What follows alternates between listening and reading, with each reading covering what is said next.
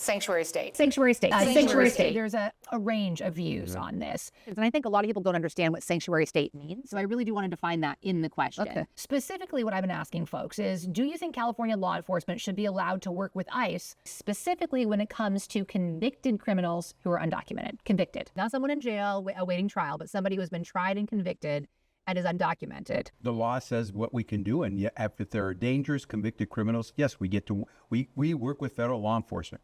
We do not allow dangerous people to be on our streets. What we don't do, Julie, is we don't do federal immigration detention and apprehension for federal ICE authorities. We always call them already.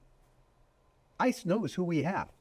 See, Julie, you study up on that. Well, and this is what I'm saying. I want you to explain to our viewers how this works, because most folks believe that sanctuary state means that our state government cannot work with ICE at all. So explain to our viewers, when we hear sanctuary state, what does that mean? What can't we do and what can we do? And would it change for you as government? Giving us a chance, because clearly some people would like to distort and they do distort. Sanctuary cities out, like we're giving sanctuary for violent, dangerous criminals. No. What it simply means, the federal government cannot compel the state of California. And I'm saying this to you not just because I'm pontificating. I'm saying it because as Attorney General, I went to court and won my case on this. The federal government cannot tell us in California to do federal immigration enforcement with them, for them. They can't. And the Constitution backs that up. And that's why I won. When I sued Donald Trump, I won. Sanctuary state, do you think California law enforcement should be allowed to work with ICE, specifically when it comes to convicted criminals who are undocumented? 100%. And I am suing the state to make sure that sanctuary state is minimum amended, if not done away with, because it is harming our immigrant communities, even the immigrant communities that are here illegally. Every single person that is here illegally, that in addition commits a crime and ends up in jail, should be deported. And the people who are here illegally that are here for a better life, they all agree with that. Commits a crime and ends up in jail, or that is convicted in jail. Convicted of a crime? Because jail is before your conviction. If a judge has held them to answer, that's what the requirement is now, even with Prop. So without due process. SB 54. That's due process. That's due process. I don't know that all voters would agree with that. So you're saying... there is where I sit down with everybody involved and we come up with a solution that works for everybody. Okay, but that is an important distinction, because I'm asking everybody the same question. And so right there's now a distinction. It's a conviction. Now it's a conviction. The people that are deported now are convictions. Okay. But you absolutely believe they can and shouldn't be deported prior to conviction once arrested? No, I didn't say that. Okay. I'm not against it, but I didn't say that. 100%, it has to be. You're convicted of a crime, you're out. Okay, so sanctuary state, immigration. There's a range of views on this. Specifically, what I've been asking folks is, do you think California law enforcement should be allowed to work with ICE, specifically when it comes to convicted criminals who are undocumented? We're not talking about folks who have been charged with crimes and are in county jails. We're talking about folks who have been tried, convicted, and are in CDCR custody. I don't think that there's any, like a Democrat, independent Republican that's in the state that wouldn't agree that, if you're here in the state and you commit a crime and you're undocumented, that there should be consequences for those actions. That's a reasonable response. That's a reasonable position to have. Voters, I think, are there on that issue. And, I think that shouldn't be a hard thing for politicians or government to say. Should state prison officials be allowed to work with ICE to help deport those people at the end of their sentence? That's something that, we'll look into and we'll figure out. I think that here's where I get tripped up on this issue, if I'm going to be honest with you, is that California is such an amazing place because of immigrants and because of all the things that they've done here in this state. And I'm really sad to see the way that they're being treated and the way that, this federal government has demonized them and tried to make them the scapegoat for every issue facing Americans and Californians. And I think that that's unfortunate, and I think that we should be looking at them like that. I don't believe that we should be treating them that way, making them feel that way. But I mean, and that's why I want to be very specific with this question, right? Specifically for folks who have been convicted of felonies and are in CDCR custody. So not only are they undocumented, but they are criminals and they have been tried and convicted. Should they be allowed to then be released and continue to live in California? I think that there should be some coordination with the federal government. Sanctuary state. Yeah. Do you think that California law enforcement should be allowed to work with ICE specifically when it comes to convicted criminals who are undocumented? Convicted criminals. Yes. Would you work? It's really simple. You violate our laws. We don't want you in our homes, our schools, and our workplace. We're going to hunt you down. You violated the law. You're going to get your day in court. And we'll see what the judge says and the jury, because we have a system. But if you are undocumented, you are here on probation, and if you violated our laws and you're found to be guilty, bye-bye. What if they are not yet found to be guilty? Somebody who is arrested and currently in jail. Would you support the Sacramento sheriff calling up ICE and saying, hey, we arrested this guy, not convicted yet, but why don't you come deport him? No, you got to be convicted. All right. Sanctuary state. Yes. Very specific, because a lot of Californians don't understand. They think sanctuary state means anybody can come here and stay here and do whatever they want, and there are very specific regulations. But do you think that California law enforcement should be allowed to work with ICE, specifically when it comes to convicted criminals who are undocumented? 100%.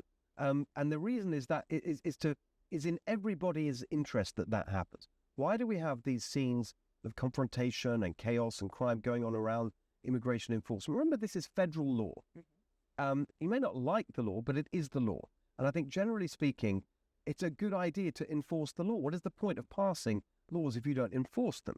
And so I think the situation where you've got federal agencies trying to enforce federal immigration law, and then you actively don't get the cooperation of local and state law enforcement, that's why you end up with ICE raids in communities. Well, because they say, look, if you helped us, and if we could cooperate and you just identify where the people are, or, hand them over in wherever it may be in the criminal justice system, then we wouldn't need to go looking in the community. I think there's a big distinction, though, that's important for California voters to hear from you, though. People who have not been convicted of a crime in California, or in the U.S. for that matter, are being arrested.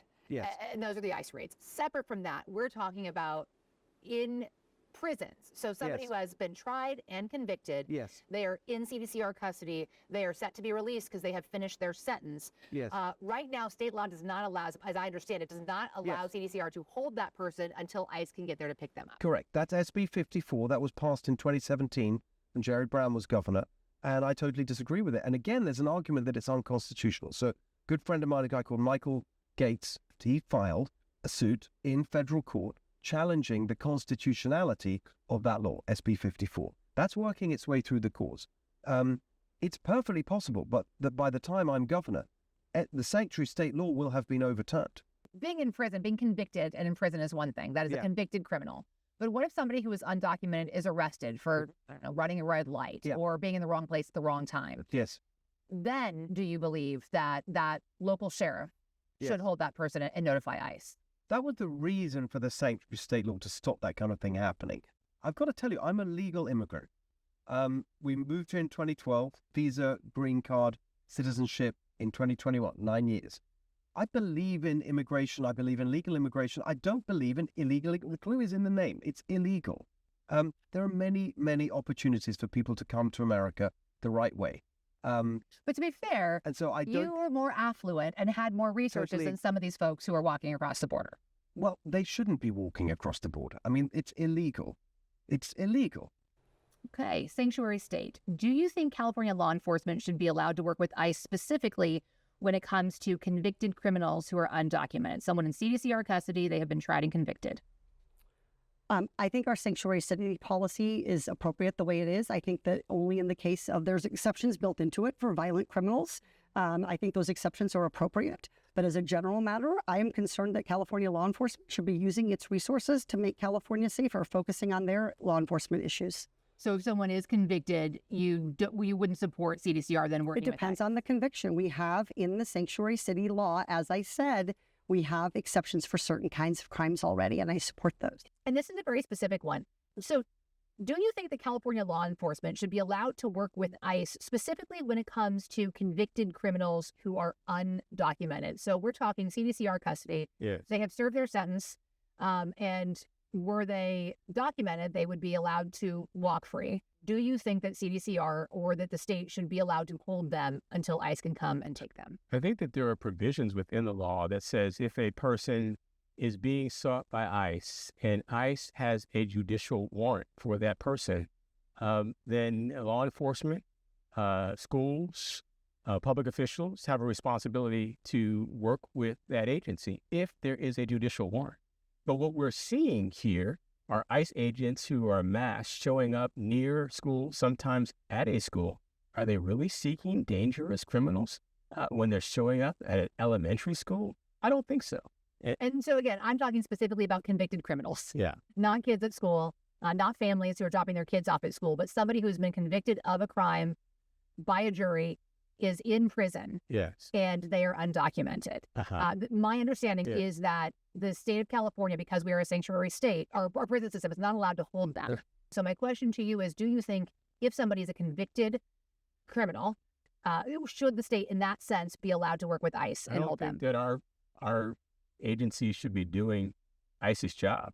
And I think we've established a tradition in California where our law enforcement agencies don't work with ICE as it relates to enforcement. And that's why we are the type of state that we are. And those individuals are serving their time. Let them serve their time. But if there's information that there is a dangerous individual, then yes, then law enforcement, public officials should be working with law enforcement to keep our community safe. Do you think, and this is very specific, do you think California law enforcement should be allowed to work with ICE specifically when it comes to convicted criminals who are undocumented? In other words, we're about to release them. Yes, we'll hold them until you can get here. They've been convicted. We're talking CDCR, not a jail where they're being held until a trial. Do you think specifically that CDCR should be able to hold them until ICE can come get them? I think what the law says currently is that we do cooperate with violent and serious felons. And I do think we should cooperate with them. I've said for a long time, we have every right to secure our borders, and we ought to deport, violent and serious felons. But the law already allows that. Currently, the law says, yes, we can work with ICE for a convicted undocumented criminal. However, we cannot hold them. So once their sentence is done, if ICE can't get there immediately, we can't keep them in custody. We have to let them go. So they can't cooperate with ICE in that way. I think with the recent $300 billion increase in ICE funds, that's not going to be a problem. Then maybe that's no longer an issue. Okay. Sanctuary state. Yes. And I phrase this specifically because I think there's some misconceptions about what it means to be a sanctuary state. So I really do want to define that in the question. Okay. So do you think the California law enforcement should be allowed to work with ICE specifically when it comes to convicted criminals who are undocumented? In other words, in CDCR custody, stood trial, they have been convicted. Should CDCR be allowed to hold them until ICE comes and deports them? That I do believe they should be able to do. Yes. These are convicted criminals. And frankly, this whole mass immigration enforcement, I thought, was to be able to just target those individuals, but it's become much more than that. But for that very population, absolutely. Sanctuary states, specifically when it comes to convicted criminals who are undocumented. So somebody in CDCR custody, they are convicted of a violent crime. They have served their sentence. Do you think they should be allowed to hold them until ICE comes and gets them? I've already said that I'm in favor of AB 15, which is essentially what that piece was about. So I'll just respond to the broader question. As governor of the state of California, I am not going to comply with any unconstitutional order, which means that if the feds want to touch a single hair on the head of any California resident, they should have to go through every single lawyer and law enforcement officer inside of the state of California before they harm a single Californian. And I am going to prosecute police departments that are found to be operating in collusion with ICE because that is not their job. If somebody pulls up on your neighbors with a mask and a gun and tries to throw you into a van and will not defend themselves, you're supposed to be able to call LAPD for protection. LAPD is not supposed to be helping them do it. Now, this specifically, somebody who is in CDCR custody, who's been convicted, tried and convicted of a violent crime, they are undocumented. Would you support them? You already heard my answer. So convicted does not make a difference. Because the folks you're talking about on the street, fairly, have not been convicted of crimes. Understood. But again, do you want to establish the precedent and create the door for what you fully know are a Gestapo police state that the Trump administration is trying to create? And the wedge that you're going to use in order to justify it is the idea that these are violent criminals. Well, in point of fact, I actually believe that rehabilitation is possible. I believe that people that have served their debt to society should be able to re-enter society with dignity. I saw an entire generation of my peers locked up because there was a 100-to-1 weight ratio for powder cocaine versus crack cocaine that sent an entire generation away. So I do not believe that the solution is to further reinforce the police powers of a federal state that is engaged in massive violation of all of our civil liberties. I'm going to find a better way to do that. So California is a sanctuary state. Some folks don't know exactly what that means, but do you think that California law enforcement should be allowed to work with ICE specifically when it comes to convicted criminals who are undocumented? In other words, somebody who has been tried, convicted, and is now in CDCR custody. Yeah. Yes. Do you think that local sheriffs, county sheriffs, should be allowed to work with ICE when somebody has been arrested but not yet convicted of a crime? Yes, and they're also the ultimate arbiters of the Constitution, so they have a duty to actually do that. Healthcare for undocumented immigrants. And I want to specify specifically for people who come across the border. Legitimately proceeding through the asylum or residency process. They're, checking in. They're still considered undocumented, right? Yes. And I think a lot of times people hear, okay, healthcare for undocumented. These are people who are, coming through in tunnels or coming over with coyotes. But for folks who legitimately say, I need asylum in this country, and many times they have work permits. They are paying taxes. Should those folks have access to Medi-Cal and free healthcare in California? People who are legally coming into the country, the laws are pretty clear already, and they have access to care already. Donald Trump is scaring everyone, including those who have a legal right to access health care. And that's the unfortunate part, because a lot of folks aren't sending their children in to get care because they're so afraid. That's wrong. And we will not permit that in California. Healthcare for undocumented immigrants, and I want to specify people who come across the border at a legitimate crossing, legitimately proceeding through the asylum or residency process, should they be allowed access to Medi-Cal and healthcare in California? That's a tough question, because it's the argument is they're not here legally. But I get the argument that they are here legally because they came across, they were given the papers and everything else. Mm-hmm. And so that would make them apply. As the way the current law states, they do fit in there. As governor, would you allow them to continue to get that while they're waiting and they are going through the process? I would make sure that if they were, they had to be working. Specifically for people who come across the border at legitimate crossings and they are legitimately proceeding through the asylum or residency process. So they may be undocumented. We know that they are here, right? And they're going through a process. Should they be allowed access to Medi-Cal and free healthcare in California? So our number one responsibility are to our citizens and permanent residents. And if we have the resources and, there's extra, absolutely should try to help. We're a compassionate state, and these people have been through it. They're coming here for a reason, not a shot at another opportunity. We should help them. But that's only if we have the resources to take care of all of our citizens and all of our permanent residents that are currently living in this state. If we don't have enough resources for them, then it is unfair to offer those resources to anybody who isn't currently a documented or permanent resident in the state of California. Specifically for people who come across the border at a legitimate crossing, who legitimately proceed through asylum or residency proceedings, should those folks be allowed access to Medi-Cal or healthcare in California, low cost or free healthcare? Assuming we have a balanced budget, we take care of family first, then I can handle that. But I take care of family first. I cannot endorse anything in the form of philanthropy to others unless our families are taken care of first. Each and every California resident with healthcare and their needs of affordability and livability are satisfied. You got to take care of family first. I take care of a lot of farm workers and helping solve some of their problems to make sure they're safe. And I came by 30 miles south of Bakersfield in Arvin, California, food bank. I went to go visit it. And inside that food bank are farm workers. In what world do farm workers need to go to a food bank? That's messed up. We're not taking care of family first. If not but for those farm workers, we would not eat. How come we're not taking care of our family? You don't give to charity unless you balanced your budget and you got extra money in the till. For folks who are legitimately proceeding through the asylum or residency process, so they've come across, they have been identified, they're still considered undocumented, right? Yes. And I think a lot of times people hear, okay, healthcare for undocumented. These are people who are, coming through in tunnels, or they're coming over with coyotes. But for folks who legitimately say, I need asylum in this country, and many times they have work permits, so they are working, they are paying taxes.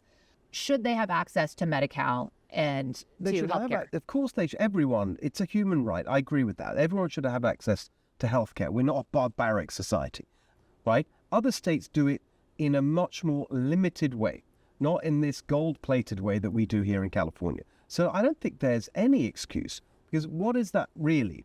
That $12 billion of spending, that is basically a subsidy to big business so that they can employ illegal immigrant workers and not pay their health care because the taxpayer is going to bail them out. I think that's totally unacceptable.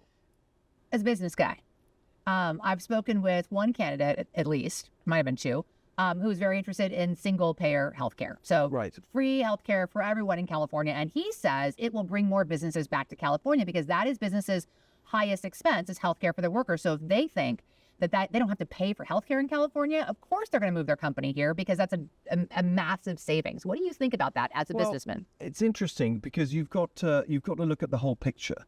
So I agree with the point that this shouldn't be a burden on businesses. But of course, who's going to pay for that single pay? That's a massive tax. Look, I was in the UK government. We have the National Health Service in the UK, and that is single payer. It's a massive component of the budget. It's a nightmare, massive bureaucracy. People are very unhappy with a lot of the outcomes. The outcomes are much worse. I nearly died as a result of the failings of a single-payer healthcare system. The idea that single-payer healthcare is some perfect nirvana is just absolutely not true. Healthcare for undocumented immigrants. So specifically for those who come across the border at legitimate crossings, legitimately proceeding through the asylum and residency process, should they be allowed to have access to Medi-Cal and free healthcare? People who have green cards, yes. They're not green cards. People who... Asylees, people who are applying for asylum. Who are in the process of. Yes, I think that's appropriate. Look, we all do better when we are all healthier, our communities being healthy. I hope the pandemic taught us that it's not enough that one of us is healthy. We want the whole community to be healthy. And let's be honest, California has an ugly history of trying to deny health care to immigrants with Prop 187. I think we changed course on that for a good reason. Should they be allowed to have access to Medi-Cal and health care in California? To be clear, I support health care for all, including undocumented immigrants. I voted for it as a legislator. I would support it as a governor. And for one simple reason, no matter how you feel about it, you cannot deny the cost to our systems when people without insurance go to an emergency room to get care. And I think we have to find a way to reverse some of the trends of the big, beautiful bill that's going to knock millions of Americans off of the Medicaid rolls to protect Medi-Cal. Medi-Cal is a federal entitlement that we can use to support children and their families who have a health need or a mental health need. And I think it's incumbent on us to address those needs, and if nothing else, to protect the public dollar so that people aren't paying more for services that get rendered in the emergency room. So I support Medi-Cal and health care for undocumented individuals for those reasons. Healthcare for undocumented immigrants. Should they be allowed to access Medi-Cal and health care in California if they are undocumented, but they did come across at a legitimate crossing and are in the process? Well, first of all, what I've said with respect to this issue is we already provide health care to those people. It's called emergency health care. And over the course of time, we spend more on emergency health care for those folks than we would if we were spending on Medi-Cal and preventative care. In other words, if they went into an emergency room, we have to cover them anyway. We have to cover them anyway. And oftentimes, it's because they waited so long without preventative care that their condition is so extreme that it required them to go to an emergency hospital. That's one. So we already pay for it over the long term. Two, just before we sat down, you talked about the pandemic. The pandemic didn't say you're undocumented and you're documented. The pandemic was real, and it swept through this entire country. And so what I tell people, healthcare is a right, and what we already spend that amount. So there's a health policy reason for it, and there's also an economic reason for it. We're already spending that money, and these people are just getting sicker. And given the pandemic, it just makes sense. I want to move on. We do have to find efficiencies. There's no question about it. Healthcare is expensive. The Trump administration just cut, with their big ugly bill, Medi-Cal, and there's no question that that's going to have a deleterious impact on the patient population here in California.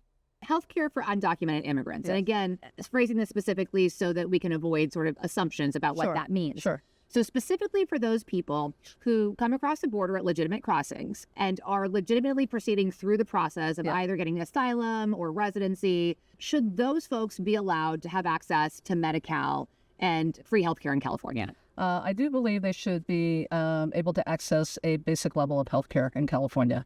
I think we can debate what that level should be, but my fear, Julie, is that if we should have a public health pandemic or just some other public health emergency, what would happen when we have this population and this community here in California and not receiving health care? So I think from a public health perspective, I would say, yes, we should fund some basic level of health care for them. Yes. As controller, I've heard folks say, if we don't give them health care, they just go to the emergency room and then we pay for it anyway. Yes. How do we pay for that? We do. So essentially it would be part of the uncompensated care that the hospitals can bill for. Okay. So we do actually foot a good part of the bill for that. How much? I didn't ask you to prep this, so I don't expect you to have this number off the top of your head, but do you have any idea how much that is each year? How much do we spend on those costs for hospitals for folks who come in without insurance? I don't know. We are footing the bill for that. And so that is the provider of last resort that, these undocumented persons can avail themselves of. And we're all paying for that. But the other point about this, Julie, is that so these are undocumented people. Many of them work in all various sectors of our economy. And pay taxes. They pay taxes, right. And frankly, they pay taxes for benefits they probably will never receive. So they're never going to receive Social Security. They're consumers. They pay, sales tax. They, do all of that. So they are participating, in that way. And so that would be another, kind of data point as well, in terms of how much are they paying and, and the cost of their care in healthcare. What is the comparison there? Healthcare for undocumented immigrants, specifically people who come across the border at legitimate crossings. I think I know your answer to this too. Who are proceeding through asylum or residency. They're, checking in. Should they be allowed to have access to Medi-Cal and healthcare in California? We should have what every single civilized society on earth has, which is that the healthcare should be either free or affordable for all of the people that are in the place. And I'll tell you what happened. When I was overseas on research leave in France, one of my daughters had a medical crisis, and I was panic-stricken because they had to call an ambulance. We had to do an overnight stay. I don't know if my insurance is gonna cover me. It ended up being a $75 copay for an ambulance ride and for that care. And the reason is that public health is public health. And that when impoverished people or undocumented people, or there is a kind of creation of an atmosphere of fear about who's going to pay, then our public health suffers. How many people don't seek out care routinely because they're not sure how they're going to go about paying for it? It does not have to be that way. We can absolutely balance the budget and pay for it. And in point of fact, it's related to another question, which is that this argument that immigrants are somehow a drain on California resources, it's just not true. Immigrants pay so much more into the tax base than what they take out. The group that doesn't pay in what they take out is them 186 billionaires. And again, we would not be worried about not being able to provide basic medical care for sick people if we just made the wealthiest in the society pay their fair share.